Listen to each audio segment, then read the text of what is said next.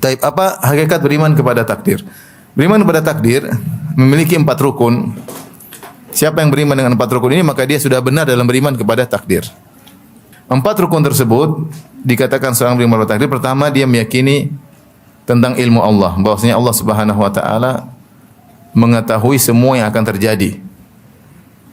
Ilmu Allah meliputi segalanya, termasuk meliputi semua yang akan apa? Terjadi. Kemudian semua yang akan terjadi tersebut, ini yang kedua, rukun kedua, Allah tulis. Allah tulis dalam suatu kitab yang namanya Al-Lauh Al-Mahfuz. Allah tulis pengetahuan Allah tersebut tentang semua yang akan terjadi sampai hari kiamat pada Lauhil Mahfuz. Ingat, Allah tidak mencatat semua ilmu Allah, tapi ilmu yang terkait dengan apa yang akan terjadi di alam semesta sampai hari kiamat, itu yang dicatat di Lauhil Mahfuz. Kemudian rukun yang ketiga, semua yang terjadi pasti berdasarkan kehendak Allah. Tidak ada satupun kejadian keluar dari kehendak Allah, karena dialah yang eksekutor, dialah yang memplanningkan segalanya, maka tidak ada satupun yang keluar dari apa yang Allah ketahui dan apa yang Allah catat. Jadi semua terjadi atas kehendak Allah. Jadi rukun yang ketiga, semua terjadi atas kehendak Allah. Yang keempat disebut dengan al-khalq, yaitu penciptaan, maksudnya eksekusi. Maka Allah pun menjalankan planningnya, maka terjadi ini terjadi. Semua yang menjadikan ini semua adalah Allah Subhanahu wa taala. Saya ulangi, jadi ini 4 rukun takdir. Pertama, ilmu Allah tentang apa yang akan terjadi. Yang kedua, kitabah, Allah catat yang terjadi tersebut. Yang ketiga, semuanya pasti kehendak Allah. Keempat, yang mengeksekusi siapa?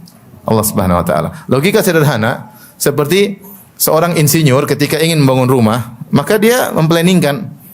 Dia bikin, misalnya dia membangun rumah atau dia ingin bangun masjid.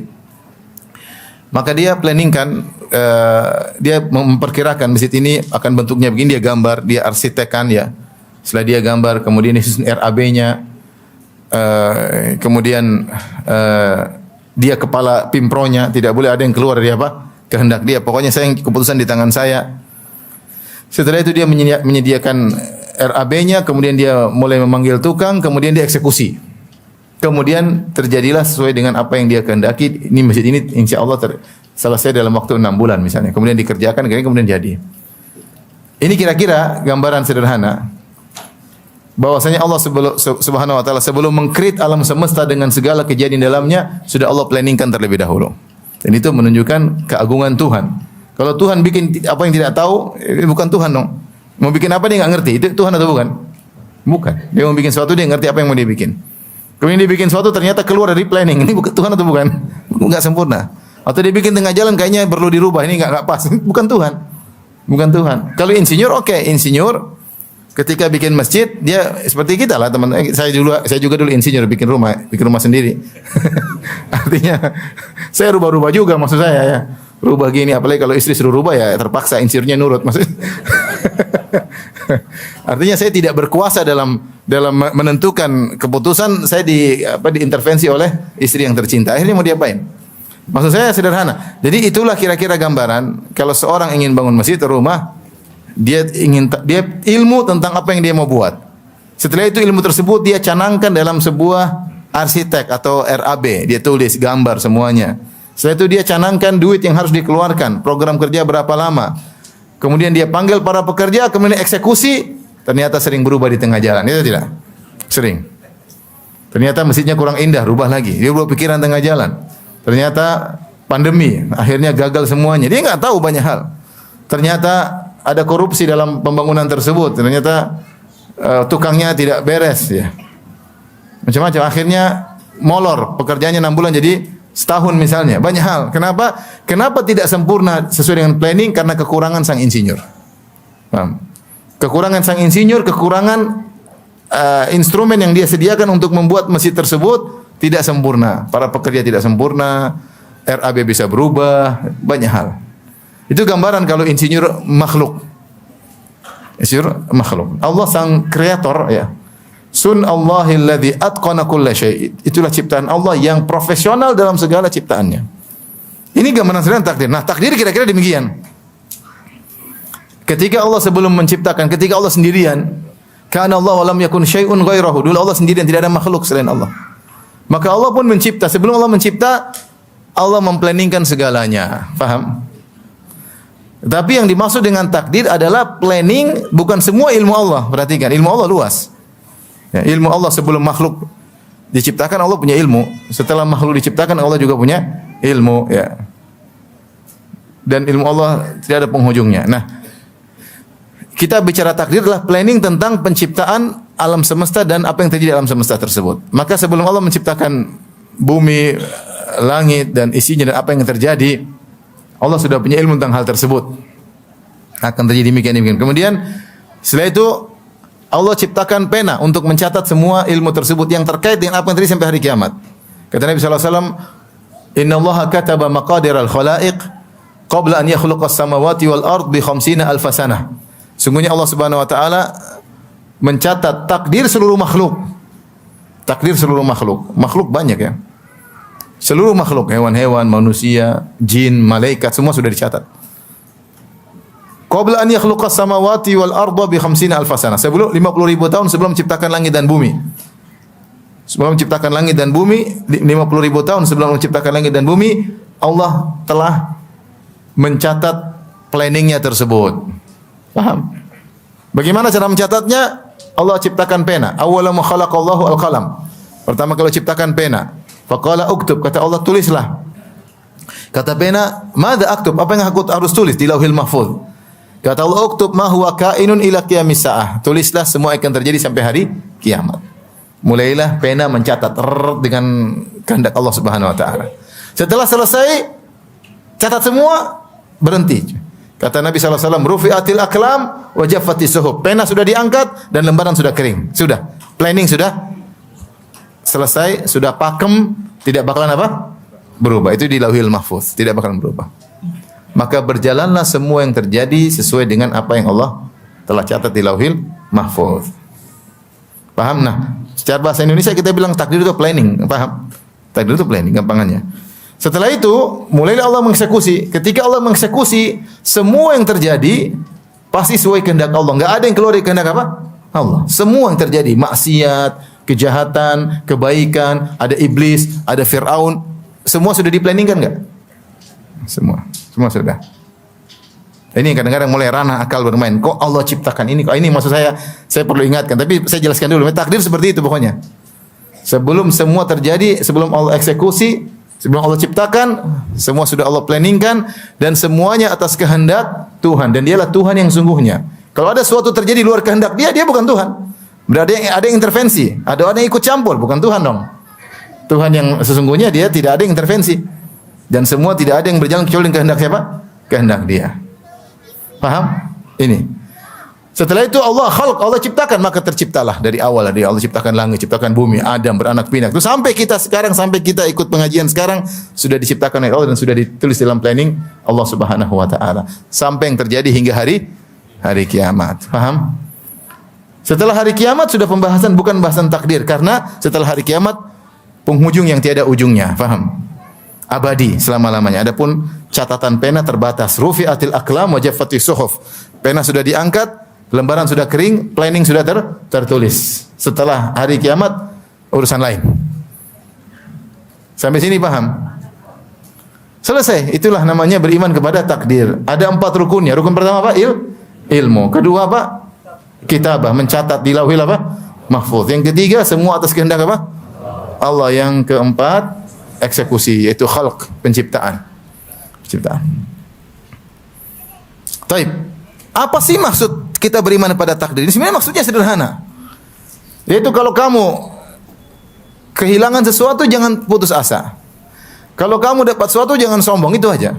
Karena semua sudah ditakdirkan. Kalau kamu kehilangan sesuatu sudah ditakdirkan. Kalau kamu dapat sesuatu jangan sombong, sudah ditakdirkan. Kata Allah Subhanahu wa taala dalam surat Al-Hadid, "Ma asabakum min musibatin fil ardi wala fi anfusikum illa fi kitabin min qabli an nabra'aha." Tidak ada satu musibah yang menimpa kalian di atas muka bumi berupa bencana alam, kejadian alam semesta, au fi anfusikum, atau menimpa diri kalian. Diri kalian sakit, anak kalian ada yang meninggal, harta kalian dicuri orang, musibah-musibah yang menimpa, baik bencana alam maupun yang menimpa kalian, illa fi kitab, semuanya sudah tertulis di Lauhil apa? Mahfuz. Min qabli an nabra'aha, sebelum kami mengeksekusinya, kata Allah.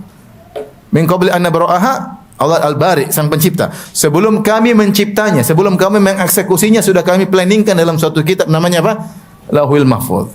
Inna dzalika 'alallahi yasir, kata Allah, semuanya mudah bagi Allah. Planning cipta itu semua mudah bagi Allah. Semua tidak ada yang keluar dari kehendak Allah. Tujuannya apa? Likai la ta'sau 'ala ma fatakum. Agar kalau kalian terkena musibah, ada yang luput dari kalian, kalian tidak putus asa. Wala tafrahu bima atakum, dan jangan kalian sombong atas apa yang kalian dapatkan, ya. Wallahu la yuhibbu kulla mukhtalin fakhur. Allah tidak suka dengan orang yang sombong lagi berbangga-bangga. Ini tujuan daripada takdir. Itu sebenarnya tujuannya. Bukan untuk kita bahas kenapa Allah ciptakan iblis, kenapa Allah ciptakan Fir'aun, kenapa dia beriman, kenapa ini tidak. Itu di luar ranah kita. Tapi tujuannya ini. Sehingga kalau kita terkena musibah, kita tahu semua sudah ditakdirkan. Sampai Nabi mengatakan seorang tidak beriman sampai seorang tahu ma akhta'aka, sampai engkau tahu ma akhta'aka lam yakun liyusibak, apa yang meleset darimu tidak akan kau dapatkan, tidak akan mengenaimu. Wa ma asabaka lam yakun liyukhti'ak, dan apa yang akan menimpamu tidak akan meleset darimu, tidak akan meleset darimu. Ya. Saya dulu punya guru namanya Ustaz Abu Sa'ad rahimahullah taala. Dia sering membawa bantuan ke Suriah, kemana ya, bantuan. Suatu hari dia membawa bantuan, kemudian ada serangan. Dan dia sering bilang sama kawan saya juga, kata dia semua peluru sudah ditakdirkan akan mengenai siapa. Kalau kena akalan kena, kalau enggak kena tidak bakalan apa? Kena. Sehingga dia berani ketika mengantar kebentuan, dia berani. Kemana dia berani? Karena imannya kepada apa? Takdir. Kita bilang iya memang, tapi saya mundur aja di belakang. Dan teman saya cerita suatu hari kami sedang ngobrol, dia sedang bersandar di sebuah tiang. Tiba-tiba dia kayak gelisah, kemudian dia pergi. Enggak ada apa-apa, dia berdiri, dia pergi, tahu-tahu ada bom di situ. Dan dia selalu mengatakan kepada kita, setiap peluru sudah ditentukan namanya bakalan kena siapa. Itu di antara buah beriman kepada takdir. Maksud saya, jadi tujuan dari takdir di antaranya, kalau kamu terkena musibah, jangan terlalu putus asa. Kalau kamu dapat sesuatu, jangan sombong, semua sudah ditakdirkan. Ya. Misalnya, saya sering contohkan, misalnya kamu pulang ke rumah, tahu-tahu diomelin istri.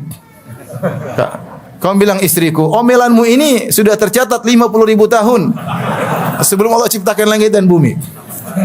Kamu suka ngomong ngaji nggak hasilnya, omelanmu kedua ini pun sudah tercatat sama. Jadi kita tenang, udah tercatat mau diapain? Mau menghindar nggak bakalan terhindar, pasti diomelin pasti, nggak akan terhindar. Apa yang menimpamu tidak akan bisa meleset darimu, sudah tercatat mau diapain? Mau menghindar nggak bisa. Kalau seorang tercatat meninggal karena kena corona, pasti kena. Ya. Saya ada kawan ada di kawasan elit di Jakarta. Subhanallah, mobilnya puluhan orang kaya raya. Ya. Ketika musim pandemi, dia nggak pernah keluar rumah, di rumah terus. Dan dia selamat. Pandemi pertama selamat, serangan kedua musim Delta dia pun selamat. Ketika Omikron lagi lemah corona, dia ingin renovasi rumah. Renovasi rumah, dia pergi ke hotel, kena, meninggal. Kalau Allah kehendak dia ingin meninggal karena corona, mau berusaha bagaimanapun tidak akan meleset. Makanya demikian perkataan orang beriman, "Qul la yusibana illa ma kataballahu lana." Katakanlah tidak akan menimpa kami kecuali apa yang telah Allah catat bagi kami. Sudah, mau diapain? Seorang ikhtiar berusaha, tapi kalau sudah takdir, ikhtiar tidak bermanfaat. Ikhtiar tidak bermanfaat. Tidak akan bisa meleset dari apa yang telah Allah tentukan. Yang kedua, kalau kamu dapat sesuatu jangan sombong. Ya, wala tafrahu bima atakum, dan jangan kau sombong kalau Allah berikan kamu sesuatu. Jangan bilang karena saya banyak pengalaman, karena saya pintar, memang itu yang tersebab. Tapi kalau Allah tidak takdirkan, kau enggak bakalan dapat. Betapa banyak orang lebih pintar daripada kamu, enggak kaya seperti kamu. Betapa banyak orang yang lebih banyak pengalaman tidak jadi bos seperti kamu. Kenapa? Karena pengalamannya jadi anak buah terus.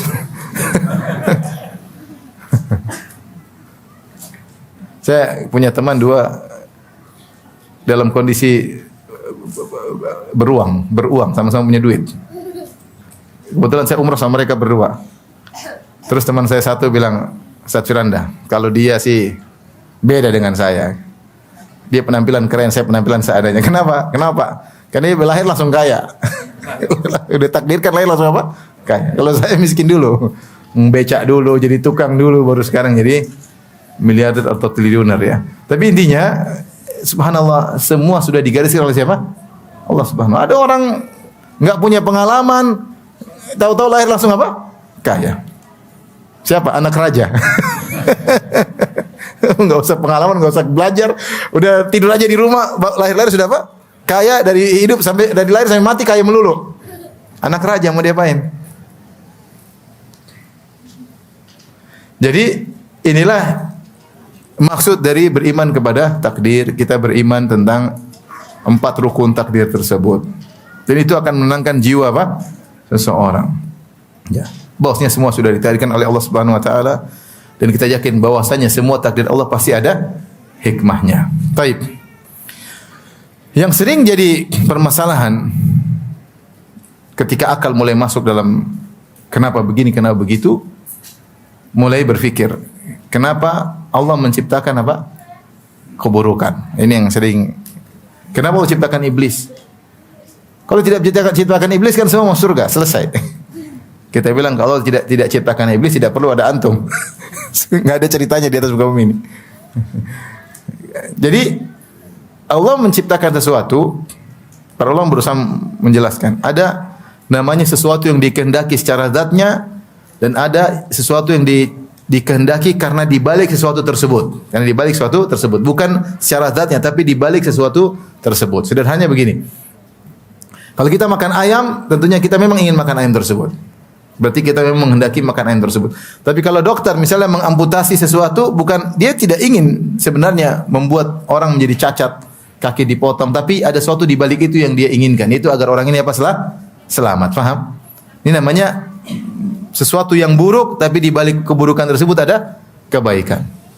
Dan ini Allah sebutkan dalam surat Ar-Rum, kata Allah Subhanahu wa taala, "Dhaharal fasadu fil barri wal bahri bima kasabat aydin nas liyudhiqahum ba'dalladzi amilu la'allahum yarji'un."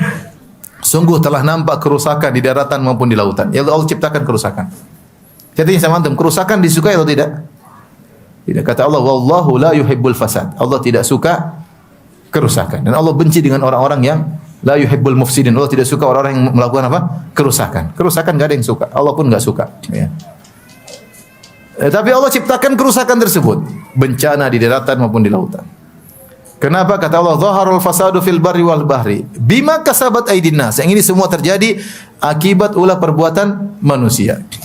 Buat apa Allah menciptakan kerusakan tersebut? Liyudhiqahum ba'dalladzi amilu, agar Allah membuat mereka merasakan akibat sebagian ulah perbuatan mereka, akibat maksiat yang mereka lakukan, akibat pembangkangan yang mereka lakukan terhadap perintah-perintah Allah Subhanahu wa taala, akibat beraninya mereka menerjang larangan-larangan Allah Subhanahu wa taala. Allah buat mereka merasakan sebagian ulah perbuatan mereka. Tujuannya la'allahum yarji'un, agar mereka sadar. Agar mereka sadar. Gampangannya kita ada anak kita yang sayang kita jewer. Kenapa kita jewer? Supaya dia tidak nakal, ya enggak? Menjewer, kita suka enggak jewer anak? Kita enggak suka. Apalagi kita pukul anak, kita enggak suka. Tapi tujuan kita di balik itu ada. Tujuannya agar dia menjadi apa? Baik. Ini gambaran sederhana bahwasanya kita manusia terkadang melakukan satu keburukan, ya. Namun di balik keburukan tersebut ada apa? Kebaikan, ada hikmah. Sebagai contoh ketika terjadi diskusi antara Nabi Musa dengan Nabi Khadir. Ketika Nabi Musa dan Nabi Khadir, apa yang dilakukan Nabi Khadir? Nabi Khadir sama Nabi Musa naik di atas perahu gratisan. Tahu-tahu setelah gratisan malah Nabi Khadir rusak perahu tersebut. Nabi Musa, kenapa ngerusak perahu? Sudah naik gratis kok perahunya dirusakin. Ternyata Nabi Khadir menjelaskan, ya. Amma as-safinatu fakanat limasakina ya'maluna fil bahri fa aradtu an aibaha wa kana wara'ahum malikun ya'khudhu kulla safinatin ghusbah. Ketahuilah Musa bahwa ini perahu yang kita tumpangi tersebut, gratisan tersebut adalah milik orang miskin. Dan aku ingin merusaknya. Kenapa saya rusakin? Karena setelah itu datang raja merampas perahu-perahu yang bagus. Ada perahu yang jelek tidak mau dibiarin aja. Maka saya rusakin. Karena kalau saya tidak rusakin, nanti dirampas sama raja yang zalim. Ini contoh Nabi Khidir melakukan satu perbuatan buruk, ada masalah di balik itu, paham? Contohnya. Ini contoh. Jadi mau saya, demikian pula walillahil matsalul a'la, demikian juga perumpamaan yang tinggi bagi Allah Subhanahu wa taala. Allah menciptakan berbagai hal yang buruk. Ada hikmah dan maslahat yang mungkin terkadang bisa kita cari-cari dan terkadang tidak kita ketahui. Jangan kita saja sering ya, ada teman-teman mengatakan, ya Allah, qadarullah saya sakit. Kalau saya enggak sakit, saya enggak tahu jadi apa. Dia sadar sendiri. Saya sering dengar orang bilang begitu ya. Alhamdulillah kemarin saya waktu daftar situ saya tidak terima. Coba kalau saya terima, mungkin saya jadi apa di situ? Saya enggak tahu ya. Ya. Kemarin alhamdulillah saya terlambat. Kalau saya seandainya ikut perjalanan tersebut, mungkin saya sudah celaka. Banyak orang sadar akan tersebut. Saya punya kawan ketika menuju bandara, dia terjebak macet, akhirnya dia terlambat pesawat terbang, tapi pesawatnya meledak ya. Ya, Allah menyelamatkan apa? Menyelamatkan dia. Jadi disinilah akidah menyatakan terkadang ada keburukan yang Allah kehendaki, namun di balik keburukan tersebut ada hikmah-hikmah yang Allah keinginkan. Contoh sederhana, Adam bermaksiat dengan memakan buah yang dilarang oleh Allah Subhanahu wa taala. Sebelum Allah ciptakan Adam, Allah kabarkan sedikit planningnya. Allah nukil dari Lauhil Mahfuz sampaikan kepada malaikat. Wa idz qala rabbuka lil malaikati inni ja'ilun fil ardi khalifah. Qalu ataj'alu fiha may yufsidu fiha wa yasfiku ad-dima' wa nahnu nusabbihu bihamdika wa nuqaddisu lak. Qala inni a'lamu ma la ta'lamun. Ketika Rabbmu berkata kepada malaikat, sungguhnya aku akan menjadikan penghuni di atas muka bumi, yaitu Adam dan keturunannya. Malaikat tahu manusia ini suka melakukan apa? Kerusakan. Malaikat bertanya, qalu ataj'alu fiha may yufsidu fiha wa yasfiku ad-dima'. Ya Allah, apakah engkau ingin menciptakan di atas muka bumi makhluk yang melakukan kerusakan di atas bumi tersebut dan menumpahkan darah, yaitu anak-anak keturunan siapa? Adam. Sementara kami wa nusabbihu bihamdika wa nuqaddisu lak, tidakkah cukup kami saja yang selalu bertasbih kepadamu dan mensucikanmu, beribadah tidak pernah berhenti, tidak pernah bermaksiat? Artinya malaikat tanya, ngapain? Sementara Adam dan keturunannya akan melakukan apa?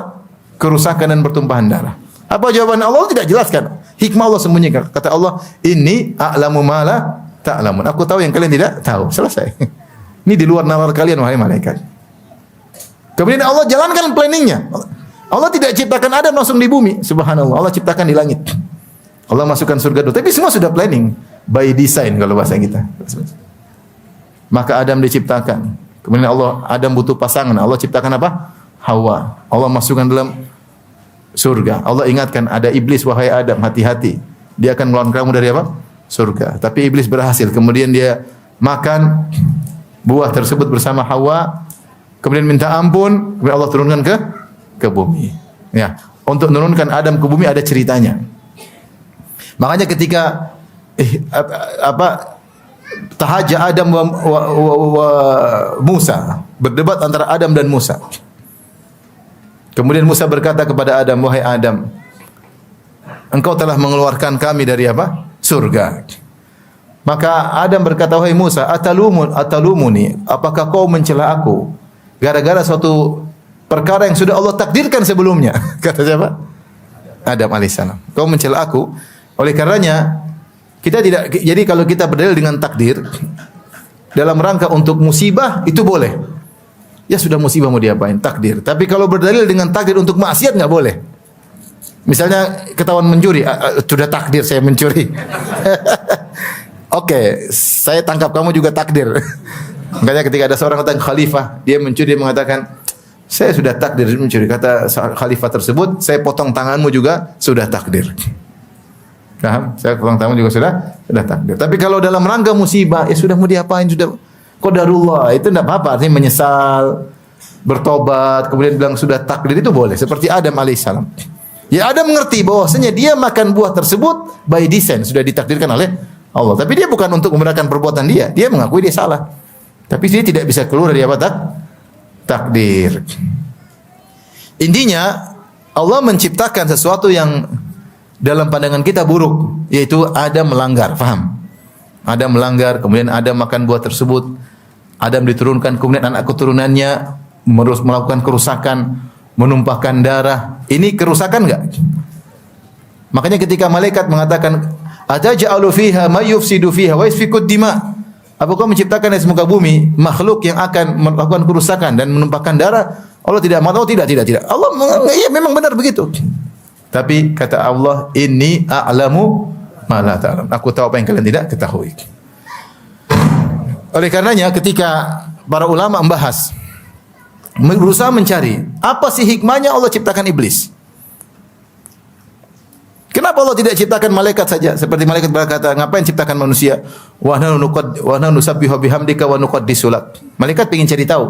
Malaikat bukan protes ya, tapi ingin cari apa? Tahu. Sementara kami malaikat senantiasa bertasbih, memuji Engkau, menganjungkan Engkau, tidak pernah bermaksiat. Maka para ulama bahas kenapa Allah ciptakan iblis, apa hikmahnya? Hikmahnya banyak di antaranya. Dengan ada iblis contohnya, Allah bisa menciptakan dua hal yang kontradiksi, saling bertentangan, dan itu menunjukkan maha kuasa Allah. Dengan adanya iblis Allah ciptakan surga dan neraka. Kalau enggak ada iblis enggak ada apa? Neraka. Ada iblis Allah ciptakan Jibril alaihissalam dan iblis. Adanya iblis akhirnya ada Fir'aun, ada Musa. Ada iblis maka ada Abu Jahal, ada siapa? Nabi Muhammad sallallahu alaihi wasallam. Baik, dengan adanya iblis maka ada namanya berjuang. Allah menunjukkan bagaimana hamba-hambanya berjuang. Ada pertarungan, berjihad misalnya dengan mengangkat senjata membela agama Allah ketika orang kafir menyerang, maka ada perlawanan. Di sini ada orang-orang soleh mengorbankan jiwa dan raga karena Allah Subhanahu wa taala. Kalau tidak ada iblis tidak ada itu namanya. Tidak ada. Paham?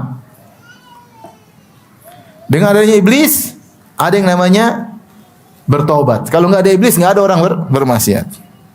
Maka muncullah sifat Allah Tawwabur Rahim, Ghafurur Rahim. Kalau enggak ada iblis enggak bisa muncul apa? At-Tawwab yang Maha menerima taubat. Tidak ada akan muncul Al-Ghafur yang Maha apa? Pengampun. Oleh iblis semuanya. Ini di antara apa namanya hikmah-hikmah adanya iblis ya. Kalau enggak ada iblis yang namanya syadidul iqab, Allah sangat keras siksaannya. Enggak ada iblis enggak ada yang masuk neraka. Ini para ulama mencoba mencari hikmah. Tentu ada hikmah yang Allah lebih tahu, kita tidak tahu. Ya.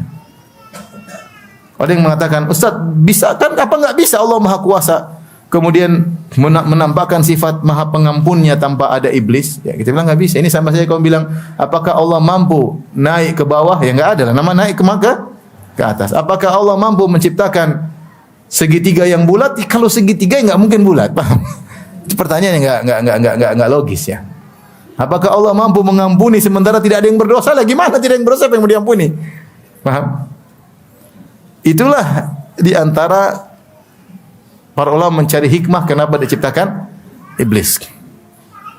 Ibnu Qayyim menyatakan apa yang Allah ciptakan sekarang ini yang terbaik. Alam semesta dengan berbagai macam instrumennya, dengan berbagai macam variannya. Ada yang begini, ada yang begini, ada yang tidak pernah bermaksiat namanya malaikat. Ya. Ada yang bermaksiat terus namanya iblis dan anak buahnya. Ada yang kadang maksiat, kadang taat namanya manusia. Subhanallah sempurna. Ketika Allah ciptakan misalnya makhluk malaikat ya kurang-kurang keren alam tersebut. Paham? Kalau Ibnu Qayyim bahas. Artinya ini semua sudah by design dan desain Allah yang terbaik. Dan Allah akan menciptakan suatu alam tersendiri lagi yang disebut dengan surga. Tapi lain, sekarang Allah ciptakan dulu model seperti di dunia ini. Yang seandainya cuma iblis saja tidak sempurna. Kalau malaikat saja kurang keren. Ada malaikat, ada iblis, ada yang tengah-tengah manusia dan jin. Ya. Dengan varian yang bervariasi. Ya. Sun Allahillati atqana kulla syai'. Itulah ciptaan Allah yang sempurna, yang profesional dalam segala ciptaannya. Nah, ini saya ingin sampaikan agar kita tidak termakan dengan khayalan-khayalan. Kita bilang Allah menciptakan sesuatu yang buruk karena ada hikmah di balik itu. Paham? Maka di antara iman kepada takdir wa tu'mina bil qadari khairihi wa syarrihi. Kata Nabi SAW, rukun iman yang keenam, engkau beriman kepada takdir yang baik maupun yang buruk. Artinya yang baik sudah diplanningkan, sebagaimana yang buruk juga sudah diplanningkan. Kenapa Allah planningkan yang buruk? Ada kebaikan di balik itu yang tidak kita pahami. Malaikat saja tanya kepada Allah, kenapa engkau ciptakan ya Rabb Adam keturunannya yang melakukan kerusakan, menumpahkan darah? Allah cuma menjawab, inni a'lamu ma la ta'lamun. Aku tahu yang kalian kalian ketahui. Selesai. Ketika orang-orang musyrikin bertanya kepada Nabi sallallahu alaihi wasallam, "Ahaula'i manallahu alaihim min bainina?" Apakah mereka Muhammad dan teman-temannya Allah beri karunia sementara kami tidak? Allah mengatakan alaihissallahu alam bisyakirin. Allah lebih tahu mana yang lebih bersyukur. Selesai. Ya, Allah lebih tahu mana yang bersyukur. siapa yang Allah pilih jadi kafir, yang Allah pilih jadi beriman, itu urusan Allah Subhanahu wa taala. Ketika Nabi Muhammad SAW berusaha memberi hidayah kepada Abu Talib, memberi petunjuk, sampai Abu Talib, paman yang sangat dia cintai, yang selalu membela Islam, sampai akhir hayatnya Rasulullah SAW datang jenguk. Rasulullah SAW berkata, ya ammi, qul la ilaha illallah, kalimatan uhajulaka bi'indallah. Wahai pamanku, ucapkan la ilallah. Engkau apalagi kurang, wahai Abu Talib. Engkau seperti ayahku sendiri. Engkau saudara kandung bapakku. Engkau rawat aku sejak aku masih kecil. Engkau mencintaiku lebih daripada anak-anakmu sendiri. Engkau pasang badan kalau ada orang-orang ingin memusuhiku. Tidak ada yang berani mengorekku sedikit pun ketika engkau masih ada. Wahai pamanku, satu saja, bilang apa? La ilaha illallah. Kalau kau bilang ini, kalimatan uhajulaka bi andallah, saya akan bela engkau habis-habisan depan Allah Subhanahu wa taala. Tapi ada Abu Jahal. Abu Jahal berkata, "Atarghabu an millati Abdul Muttalib?" Wahai Abu Talib, kau benci dengan agama bapakmu Abdul Muttalib, kakek Nabi. Akhirnya Abu Talib tidak mau mengucapkan la ilaha illallah, meninggal dalam kondisi musyrik. Allah turunkan ayatnya dalam surat Al-Qasas, innaka la tahdi man ahbabta, walakin Allah yahdi man yasha wa huwa a'lamu bil muhtadin. Perhatikan kata Allah, engkau tidak bisa beri petunjuk kepada orang yang kau cintai, tetapi Allah beri petunjuk kepada siapa yang Allah kehendaki, dan dia lebih tahu siapa yang berhak dapat petunjuk. Selesai. Nabi Muhammad SAW sedih, tapi itu namanya takdir. Itu namanya takdir. Apa hikmah di balik wafatnya Abu Talib dalam kondisi kafir? Urusan Allah Subhanahu wa taala. Urusan Allah. Kenapa Allah menjadikan anaknya Nabi Nuh kafir? Urusan Allah Subhanahu wa taala. Kenapa ayahnya Ibrahim kafir? Urusan Allah Subhanahu wa taala. Ya. Tapi pasti ada hikmah di balik itu semua. Jadi ini saya ingin jelaskan agak detail agar akal kita tidak nakal mulai bertanya-tanya yang tidak-tidak. Yakin bahwasanya apa yang Allah takdirkan pasti ada hikmahnya, masuk nalar kita atau tidak masuk dalam nalar kita. Makanya Allah putus semua usaha akal untuk masuk di ranah yang bukan ranahnya. Allah mengatakan la yus'alu amma yaf'alu. Allah tidak ditanya tentang apa yang dia kerjakan. Jangan tanya-tanya Allah. Wa hum yus'alun, justru mereka yang bakalan ditanya kenapa berbuat begini, berbuat begini. Yang dihisab Allah atau kita yang dihisab? Kita yang dihisab. Siapa yang mau hisab Allah di kiamat? La yus'al, Allah tidak ditanya tentang apa yang dia lakukan. Selesai. Jadi kamu hambaku, beriman saja sama takdir, enggak usah macam-macam. Tujuan kamu beriman pada takdir, kalau luput dari sesuatu jangan putus asa, kalau dapat sesuatu jangan sombong. Bukan untuk tanya-tanya kenapa Allah begini, kenapa Allah begitu. Ketika orang-orang mulai masuk dalam memasukkan akal dalam ranah takdir, maka muncullah firqah-firqah yang macam-macam. Ada namanya Jabriyah, ada namanya Qadariyah. Qadariyah dulu ada gulat Qadariyah, ada Qadariyah yang biasa, yang ekstrim dan yang enggak ekstrim. Mulailah Jahmiyah, mulailah muncul firqah-firqah yang salah dalam memahami takdir. Di antaranya tadi Ma'bad al-Juhani yang muncul sejak zaman sahabat, yang mengatakan, logika dia mengatakan tidak ada takdir. Kenapa kalau takdir Allah enggak adil dong? Gitu. Allah enggak tahu. Allah sudah tentukan penghuni neraka, penghuni surga, Allah enggak adil dong. Akal dia mengantarkan demikian. Dia berusaha menolak takdir karena akal tidak sampai. Akhirnya dia mengatakan al-amru unuf, segala perkara terjadi dengan tiba-tiba, tanpa planning sebelumnya, tanpa ada ilmu Allah sebelumnya, Allah baru tahu ketika terjadi. Dan ini konsekuensinya bahwasanya Tuhan itu enggak beres, enggak ngerti apa yang akan terjadi. Dan penyimpangan tentang takdir bukan cuma didahului oleh firqah-firqah yang sesat, bahkan dalam misalnya dalam Bible Perjanjian Lama, di dalam Bible orang-orang Yahudi ya, disebutkan, saya sebut dalam buku saya, di dua tempat disebutkan maka Allah pun menyesal. Mereka mengatakan maka Allah pun menyesal. Ketika kita mendengar Allah menyesal, apa itu yang namanya menyesal? Menyesal itu tidak sesuai dengan planning, Pak. Di luar dari perencanaan, tidak sebagaimana yang diduga. Itu menunjukkan kelemahan. Dalam Islam enggak ada namanya Allah menyesal. Semua sudah by design dan semua otoritas hanya Allah Subhanahu wa taala. Tapi ketika mereka sebutkan, jadi Allah ciptakan manusia di zaman Nabi Nuh, ternyata mereka bermaksiat, maka Allah pun menyesal. Maka Allah kirim azab kepada mereka. Tapi pernyataan Allah menyesal repot. Menunjukkan Allah ilmunya terbatas. Ternyata yang terjadi di luar ilmu Allah, terjadi di luar kehendak Allah. Maka ini contoh penyimpangan sudah ada selain kaum muslimin ya, dari Yahudi. Kemudian juga misalnya orang Syiah, mereka punya akidah namanya al-bada. Al-bada itu badalillah. Allah berubah pikiran.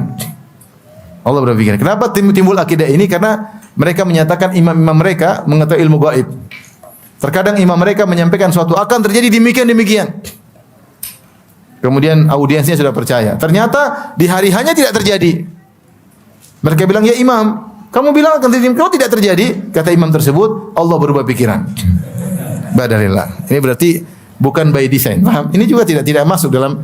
Ini menunjukkan Tuhan tidak sempurna. Ini akidahnya orang-orang Rafidhah. Kalau orang Yahudi Tuhan menyesal, orang Rafidhah Allah berubah pikiran. Kalau kita enggak ada. Oh, sudah semua illa fi kitabin min qabli an nabra'a. Semuanya sudah dicatat di Lauhil Mahfuz sebelum kami mengeksekusinya. Inna dzalika 'ala Allahi yasir. Itu mudah bagi Allah Subhanahu wa taala. Baik, dari sini kita tahu akal ini terbatas. Akal ini sebagaimana indera yang lain punya keterbatasan. Mata tidak bisa melihat yang jauh, tidak bisa melihat terlalu kecil, tidak bisa ketika gelap tidak bisa melihat. Pendengaran pun demikian, frekuensi tertentu dia bisa dengar, di bawah frekuensi tersebut dia tidak bisa dengar ya.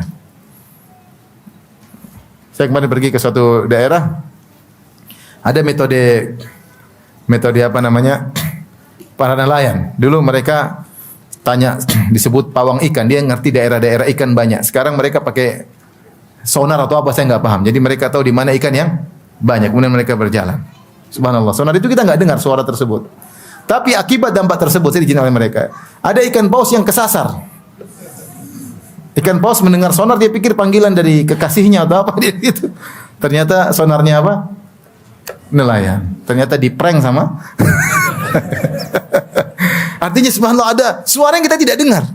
Luar biasa. Ya, pendengaran kita terbatas. Ikan bisa dengar, kita tidak bisa dengar. Lemah, manusia ini lemah. Ya. Jadi kemampuan telinga terbatas, penglihatan terbatas, sama akal pun ada batasannya. Ketika mereka bertanya kepada Nabi Muhammad, "Wa yas'alunaka 'anir ruh," kata Allah, mereka bertanya kepada engkau tentang ruh. Apa itu hakikat ruh? Enggak usah dijelaskan, enggak mampu akal kita menalarnya. Qulir ruhu min amri rabbi, katakanlah ruh itu urusan Rabbku. Wa ma utitum minal ilmi illa qalila. Kalian tidak diberi ilmu kecuali hanya apa?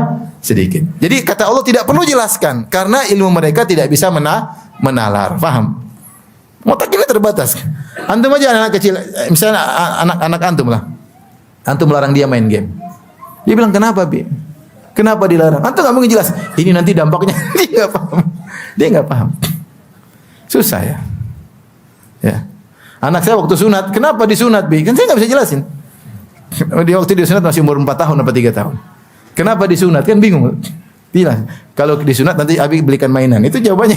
Dia paham kalau Abi sunat dibelikan apa? Mainan. Tapi kalau sunat itu nanti ini akan menghilang dia enggak paham.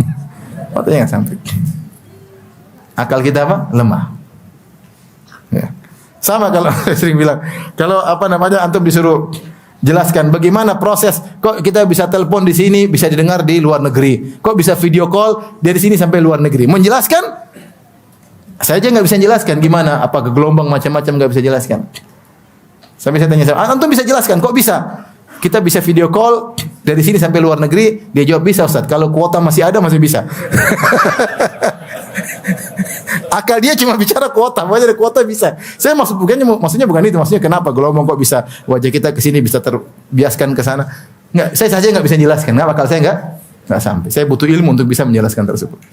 Jadi akal kita ini banyak tidak sampai. Ibarat anak kecil nakal kita larang dia enggak ngerti. Kita menjelaskan enggak, Bang? Profesor ngajar anak umur 2 tahun, ngerti atau tidak? Enggak bisa ngerti. Ini antara makhluk dengan ilmu makhluk yang sama-sama cetek. Apalagi kita membicara tentang kenapa Allah begini, kenapa Allah begitu, subhanallah. Kecuali ilmu ente selevel dengan Allah baru ente ngerti. Enggak bisa. Ya. Ketika ditanya, "Wa yas'alunaka 'anir ruh." Mereka bertanya kepada engkau tentang ruh. Qulir ruhu min amri. Enggak usah jelasin. Karena enggak bakalan sampai dalam mereka. Katakanlah ruh urusan Allah. Wa ma utitum minal ilmi illa qalila. Kalian tidak diberi ilmu kecuali cuma sedikit. Nah, ini sebagai pengantar. Makanya Al-Imam Abu Hanifah rahimahullah mengatakan, seorang kalau berbicara takdir seperti lihat matahari. Semakin dia menatap tajam, semakin dia melihat dengan detail, dia semakin sakit matanya. Enggak mampu. Mata dia enggak sampai, paksa dia tambah sakit. Takdir semakin detail-detail semakin bingung. Kenapa bingung? Enggak jelas. Ya. Oleh karenanya ketika sahabat Ali bin Abi Thalib radhiyallahu anhu ditanya, apa itu takdir? Kata Ali bin Abi Thalib, "Tariqun muzlim la taslukhu." Takdir detail-detailnya itu seperti jalan yang gelap, maka jangan kau tempuh. Apa itu takdir? Dia mengatakan, "Bahrun azim la talijhu." Laut yang luas jangan kau masuk di dalamnya. Tidak usah. Cukup kita tahu secara global, detail kenapa begini, kenapa begitu, maka itu rahasia Allah Subhanahu wa taala. Makanya para ulama mengatakan, "Al-qadar sirullahil maktum." Takdir adalah rahasia Allah yang tersembunyi. Ini semua secara global tentang takdir, dan kita masuk pada pembahasan inti, yaitu analogi yang keliru tentang masalah takdir, ya.